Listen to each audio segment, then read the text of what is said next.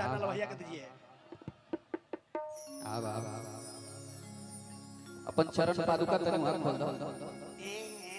हरे करीबा कैसन लगी बबीता सागर के भाई हमन का 5 मिनट हमारा के समय दे दे 1 लाख भैया गलती माफ कर 5 मिनट करीबा करीबा मिल जो मोबाइल में रख दे दोनों करीबा मिल जो पकेटिया में रख ना हो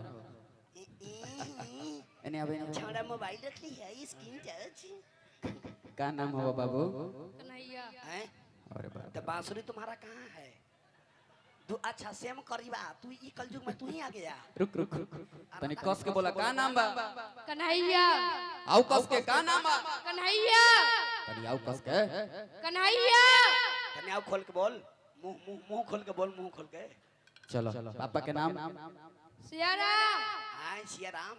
मम्मी के नाम चंचला देवी मम्मी के नाम चंचला देवी। हाँ अब बाबूजी के सियारा और गॉडफादर के कुछ को निंग टोमांग छिंचुम यंग टोंग मांग छिंचो दोनों तो यूरोप से काहे आए तनी देख भाई नीचे से आइल बड़े तो हमार तनी को परंपरा है। हां जी हम यहाँ जब आइले तो गो लड़का के खड़ कराइले गोड़ हाथ झरबा कोई भी कन्या बहुरी आती है तो हाथ पैर झाड़ के जाती है।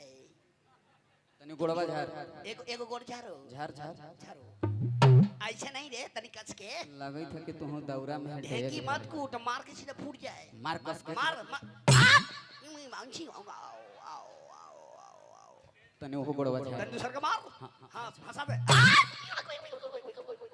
फंसा का दे भी रे तनी एक बार हाथ हो झाड़ दो एगो एगो हाथ धार तनी एक बार हो हाथ अरे अरे पौन बाप के चोट डर लगते हैं ले छोड़ा तनी एक बार मुड़िया झाड़ दो अरे भूत का दे दे आई रे तनी एक बार पूरा शरीरिया झाड़ दो कूद कूद गलती गलती हो गलो ई ठीक अबरी से गाचा हो गलो गाचा रह हां तारा से दो गो सवाल पूछब बता दे बनो कोची दो गो सवाल पूछब बता दे बनो कौची कौची ये लड़का तो बड़ी चालाक है। लड़का ठीक कह आई रे तो हाफ पैंट पहना है रे बस तू बता द लड़का हवा कि लड़की लड़का यस वेरी गुड। जनाना हवा कि जनानी हाँ जनाना है कि जनानी जनाना हो कि जनानी जवाना जबाना ये फंस गया सीएम फंस गया।